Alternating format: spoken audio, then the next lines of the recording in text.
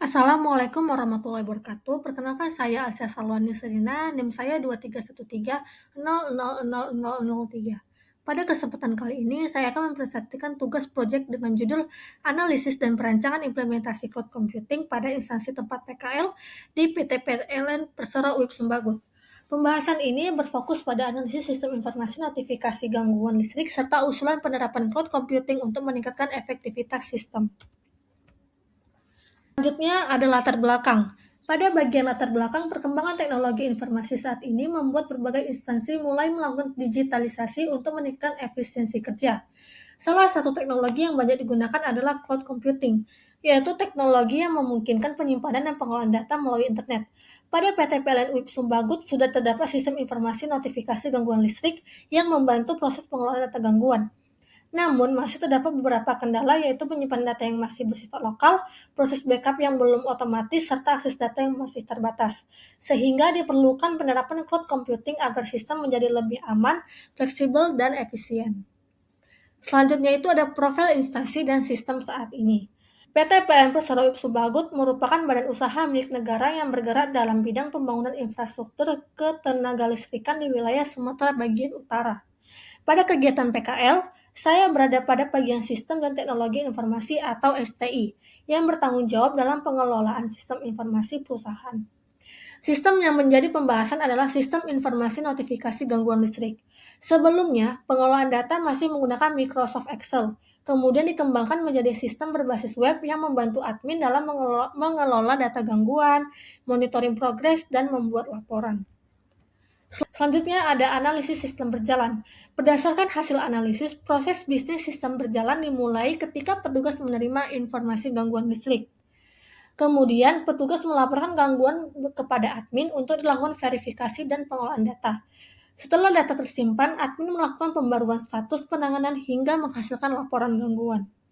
Namun, sistem masih memiliki beberapa permasalahan, seperti data yang belum terpusat, backup yang masih manual, dan akses sistem yang fleksibel.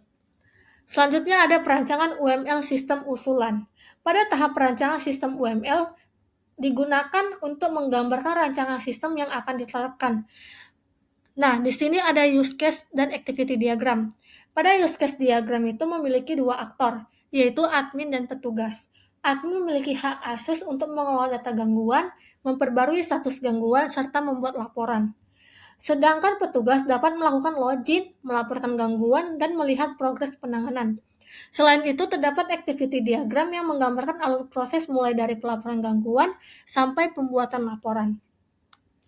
Selanjutnya itu ada identifikasi masalah dan solusi cloud computing. Berdasarkan identifikasi masalah, terdapat beberapa kendala utama, yaitu penyimpanan data yang masih menggunakan komputer lokal, risiko kehilangan data, backup manual, dan keterbatasan akses sistem. Solusi yang diberikan adalah menerapkan cloud computing. Cloud database untuk menyimpan data gangguan, cloud storage digunakan untuk menyimpan dokumen dan backup, sedangkan cloud server digunakan untuk menjalankan aplikasi berbasis web. Dengan penerapan ini, data dapat dikelola secara lebih aman dan terpusat. Selanjutnya, pemetaan Industri 4.0 dan Society 5.0. Penerapan cloud computing juga mendukung konsep Industri 4.0 dan Society 5.0. Pada Industri 4.0, cloud membantu proses digitalisasi, mengurangi pekerjaan manual, dan meningkatkan efisiensi kerja. Sedangkan pada Society 5.0, cloud memberikan kemudahan akses informasi, mendukung kolaborasi pengguna, serta membantu pengambilan keputusan berdasarkan data.